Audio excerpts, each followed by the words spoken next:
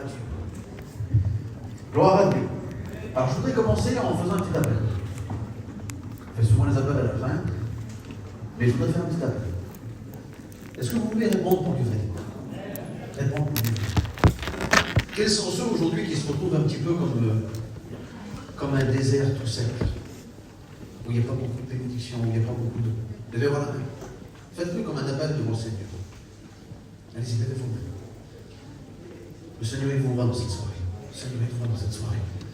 Quels sont ceux qui ont besoin que le Seigneur vienne arroser leur vie maintenant? Levez-moi la main. Faites-le, faites-le. Oh, je suis sûr. Eh bien, j'aimerais dire à tous ces gens-là, tous ceux qui ont besoin, j'aimerais vous lire un texte. Vous voulez que je vous lise un texte?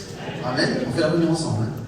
Ésaïe 58, au verset 11, il nous dit ça. L'Éternel sera toujours ton guide. Il rassasiera ton âme dans les lieux arides. Il redonnera de la vigueur à tes membres. Écoute bien, c'est ce qu'il va faire aujourd'hui. Si tu y crois. Tu seras comme un jardin arrosé. Comme une source d'eau. Comme une source dont les eaux ne se tarissent pas. Comme une source dont les eaux qu'elle n'est jamais sec. Elle est toujours remplie. Est-ce que vous voulez être rempli du Saint-Esprit en cette soirée? Alors on va lui demander encore. Je voudrais qu'on puisse encore fermer nos yeux. Je voudrais qu'on puisse encore fermer nos yeux et lui demander encore et dire Seigneur, ta parole nous dit Seigneur que tu seras comme un jardin arrosé. Je veux être ce jardin arrosé, ce jardin où il y a des bénédictions qui poussent, ce jardin où ma vie elle change. Je veux qu'il se passe des choses. Alors on ferme tous nos yeux ensemble dans le nom de Jésus, dans le nom de Jésus.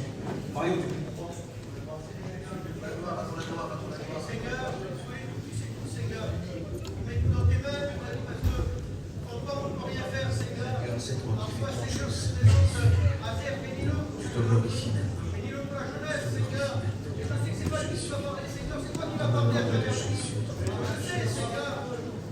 Bénis les gens dans cet après-midi. Et puis Seigneur, fais en sorte qu'ils puissent écouter ta parole avec compassion. Il a laissé pénétrer leur cœur, Seigneur. Toi, Seigneur, c'est vrai, toi, tu veux enlever les déserts, Seigneur Jésus. Tu veux remplir nos cœurs ce soir. Alors fais-le pour ta gloire, Jésus. Merci, Seigneur. Amen. Alléluia. Gloire à Dieu. Merci Seigneur. Alors je vous lis un petit texte. C'est pratiquement l'un des seuls textes que je vais lire. Après il y a un petit texte tout court. Le psaume 23 nous dit que l'Éternel, celui qui a créé les cieux et la terre, l'Éternel est mon berger, et je ne manquerai de rien. Gloire à Dieu. Je ne manquerai de rien. Et puis la question que je me pose des fois, Seigneur, c'est comment ça se fait que dans ma vie à moi, l'Éternel, ça a toujours été mon berger, mais comment ça se fait que bien souvent, je me suis retrouvé sans rien? Comment ça se fait que des fois, l'Éternel est mon berger, il dit je manquerai de rien? Et comment ça se fait que des fois, je manquais de tout? Est-ce qu'il y en a ce soir qui sont là et qui manquent de tout? Qui manquent de joie, qui manquent de paix, qui manquent de bonheur, qui ne sont pas heureux, qui sont angoissés? Est-ce qu'il y en a ce soir? Eh bien, c'est peut-être bien parce que le berger, bien, il ne les conduit pas, alors ça veut dire. S'il y en a qui manquent de tout, ça veut dire que le berger ne conduit pas. Ça veut dire que le berger ferait peut-être la différence entre toi et toi. Non, le berger ne fait pas de différence. Peut-être que la brebis, elle est sourde alors. Peut-être qu'elle est malade et puis qu'elle est sourde et puis qu'elle n'écoute pas bien alors. Eh bien non plus. C'est juste parce que, eh bien des fois, la brebis, elle n'écoute pas. Des fois, le Seigneur, il parle. Et puis des fois, on n'écoute pas. On n'est pas assez attentif à sa voix. Des fois, on est plus attentif à d'autres choses, à nos copains, à nos copines. À passer du temps avec eux, sur notre télé, sur notre téléphone. Et des fois, le Seigneur veut nous parler. Ça fait combien de temps que tu n'as pas écouté et ressenti la voix du Seigneur dans ton cœur qui t'appelait et puis qui te dit viens, ferme ta porte. Passe un petit moment avec moi. Ça fait combien de temps que tu n'as pas mis à genoux dans ton petit copain? Tu n'as pas fermé ta porte. Tu t'es pas mis tout seul, juste avec lui. Et après tu te dis c'est pourquoi tu ne peux pas. Est-ce que toi tu peux parler, Seigneur? Est-ce que tu peux parler, Seigneur? Et puis dans cette soirée, vous savez que dans ce petit troupeau, l'Éternel est mon berger, ça veut dire que nous on est des brebis. Est-ce que vous êtes les brebis du Seigneur? Amen. Et puis bien souvent, bien, le troupeau il avance. On est dans le troupeau tous ensemble. Mais nous, parce qu'il y a quelque chose qui nous a distraits. Il y a quelque chose qu'on a regardé. Et puis bien souvent, bien, le troupeau continue à avancer, et nous, tout doucement, on ralentit. On ralentit, on ralentit. Et puis le troupeau il est un petit peu plus loin. Et le berger se retrouve un petit peu plus loin. Et des fois, dès que le berger il parle, eh bien, c'est plus difficile d'écouter sa voix. Parce qu'on s'est un petit peu éloigné. On a passé un petit peu moins d'intimité avec lui. Et le psaume 23, eh bien, quand on lit le psaume, excusez-moi, j'ai un petit peu de difficulté à rentrer dans le message. Vous êtes avec moi? Amen.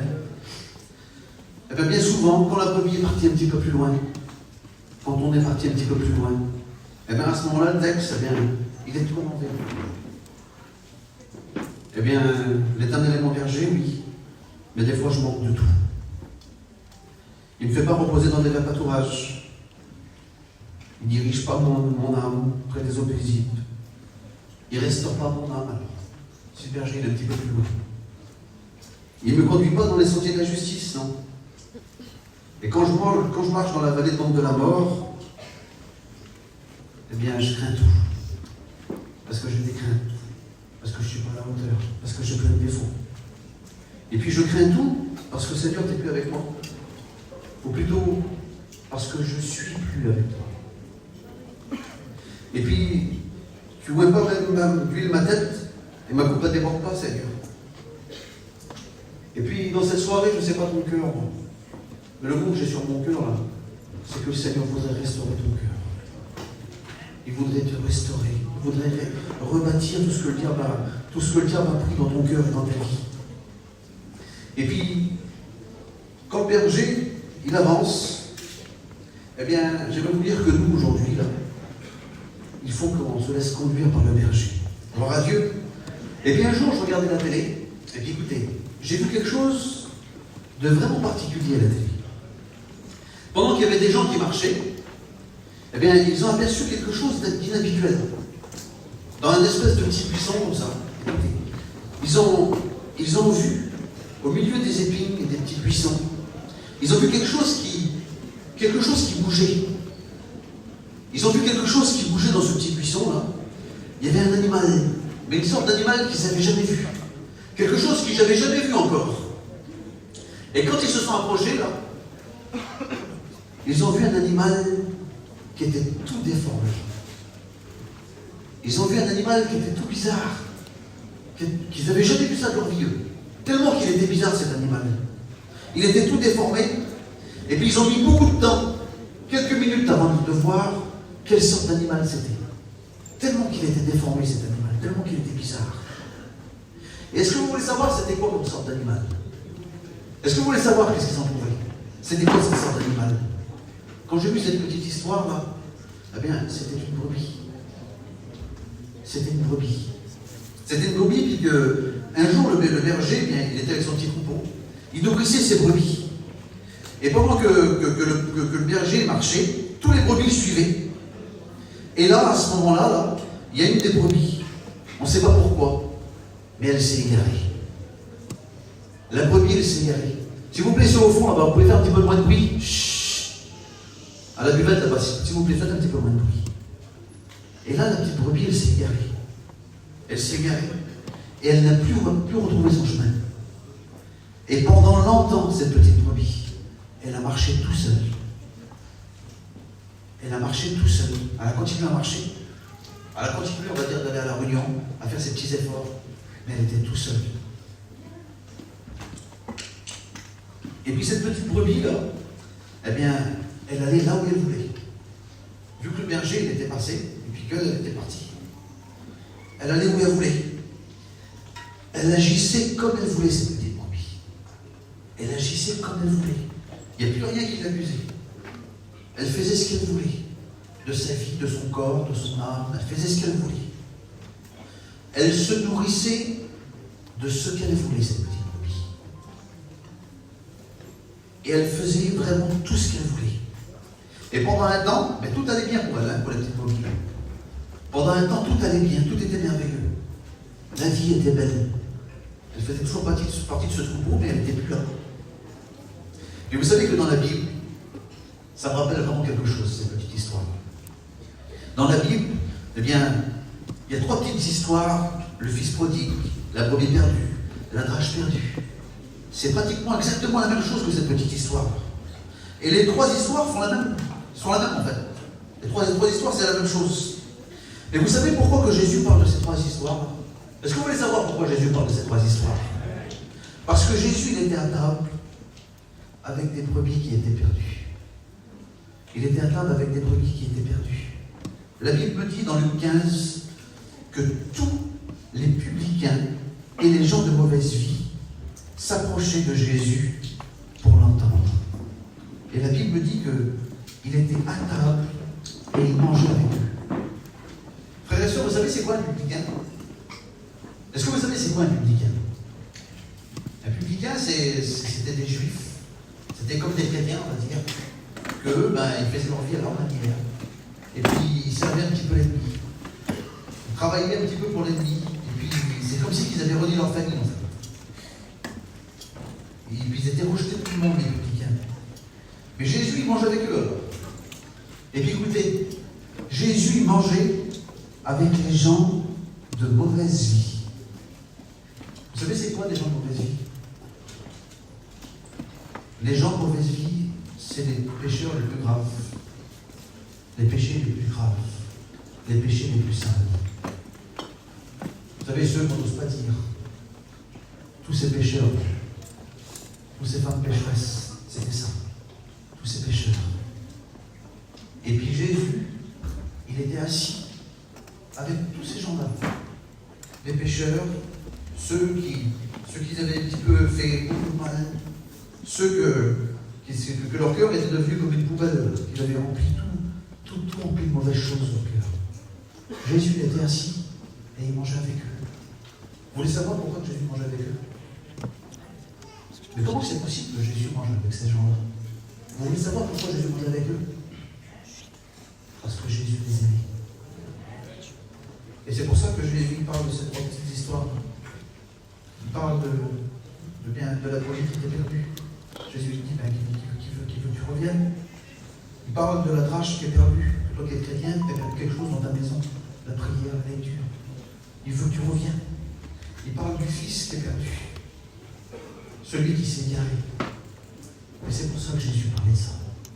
Et j'aimerais dire que dans cette soirée, je ne sais pas dans quelle situation tu te trouves, mais peut-être que tu as perdu des choses dans ton cœur. Et le Seigneur veut te renouveler. Et le Seigneur, même si tu es un pécheur, même si tu as péché, il vient, il se met en face de toi. Et le Seigneur, il va te courir. Tu vois un petit peu l'amour que le Seigneur est là pour toi, que le Seigneur est là pour moi dans cette soirée. Et puis cette petite brebis là, qui se nourrissait de ce qu'elle voulait, elle est là où elle voulait. Eh bien, vous savez que des fois la vie nous rattrape. Ça vous est déjà arrivé de faire quelque chose de mal, et puis de plus penser à ça, on l'avait carrément oublié. Et des années après, ce qu'on avait fait il y a des années, ça nous revient en pleine figure. Ça vous est déjà arrivé ça? Est-ce que ça vous est déjà arrivé? Que ça nous revient en pleine figure. Et puis elle, là, cette petite brebis, elle a marché pendant des années tout seule. Mais une brebis, vous savez que nous, moi j'ai un petit tricot, c'est du coton. C'est vrai que c'est fait avec tout ce qui est la brebis là. Là c'est fait avec la brebis ça. Avec la laine de la brebis. Tout ce qui est en laine, tout ce qui est en coton. Et j'aimerais te dire dans cette soirée que la petite brebis là, elle a continué à marcher et ça a continué à pousser sur elle. La laine, elle a continué à pousser. Ça a commencé à pousser. Ça a poussé. Et d'habitude, le berger était toujours là pour enlever les choses qu'il n'y avait plus sur sa vie. Le berger, il était toujours là pour tailler, pour enlever toutes les mauvaises choses. Mais là, vu qu'elle avait marché à sa manière, elle se retrouvait tout seule. Et là, ça l'avait tellement poussé sur elle qu'elle était devenue énorme. Énorme, cette petite brebis-là. À un tel point que, écoutez, tellement que ça l'avait poussée, elle ne voyait plus rien, la brebis. Et quand j'ai regardé l'image de cette petite brebis-là, j'étais choqué. Je me suis dit, Seigneur, c'est tellement beau, une petite brebis. Et elle était devenue tellement vilaine. Mais je ne peux pas vous dire comment elle était devenue vilaine. Incroyable. elle, là, remplie de sale, remplie de terre, tout en miettes, vraiment écœurante, cette petite brebis. Et écoutez, ça l'avait tellement poussé sur ses yeux qu'elle ne voyait plus rien. Et peut-être qu'aujourd'hui, toi, tu es là, et tu ne vois plus rien. Il n'y a plus de bénédiction, il n'y a plus rien. Et elle était devenue prisonnière d'elle-même. Elle ne pouvait plus se libérer. Elle était devenue prisonnière de ce qui avait poussé sur elle. Elle était devenue prisonnière de son corps. Et puis écoute, je te le dis ce soir. Peut-être que tu es prisonnier de ton corps. Peut-être que tu es prisonnier de tes pulsions, de tes mauvais désirs. Et tu n'arrives plus à te débarrasser. Et tu ne sais plus comment faire. Comme cette petite brebis. Elle était devenue tout sale. Toute sa petite laine qui était tout blanche au départ. Elle était devenue tout noire, tout sale. Et puis, sur son dos, là, c'est comme s'il y avait des gros fardeaux qui avaient poussé. Je ne peux pas vous dire combien de kilos ça faisait. Combien de poids ça faisait sur son corps. Et puis pour elle, il n'y avait plus de solution. Et peut-être qu'aujourd'hui, c'est ce que tu dis. Qu'il n'y a plus de solution. Cette petite brebis là, elle, de tout seul, c'était devenu impossible à se libérer. Elle était devenue comme une prisonnière. Elle était devenue comme prisonnière. Un petit peu comme le démon Canara. Hein? Lui, ben, il aurait voulu aller retourner dans sa famille, être heureux, être bien. Mais tout ce qu'il y avait dans lui, là, ça le poussait à faire des choses qu'il ne voulait pas. Et puis j'aimerais te dire qu'aujourd'hui, peut-être qu'il y a des choses que tu ne veux pas faire, que tu veux arrêter. Mais que chaque fois le diable te pousse à faire et que tu n'as plus la solution. Mais est-ce que vous croyez que dans cette soirée, le Seigneur peut délivrer? Vous y croyez que le Seigneur peut délivrer? Et la seule solution pour elle, pour cette petite brebis, c'était d'appeler le berger. Et puis ce petit texte nous dit que quand un malheureux crie, l'Éternel l'entend. J'aimerais dire que dans cette soirée, il va s'accomplir. Si tu es malheureux aujourd'hui, si tu vis une vie puis que tu souffres à cause de ce que tu as fait, de ce qui s'est passé, à cause de ton passé, j'aimerais dire que le Seigneur peut te délivrer. Le Seigneur peut te pardonner. Le Seigneur peut reconstruire sur des ruines. Le Seigneur peut arroser ton cœur dans cette soirée et tu seras comme un jardin arrosé dont les eaux ne se tarissent pas comme une source.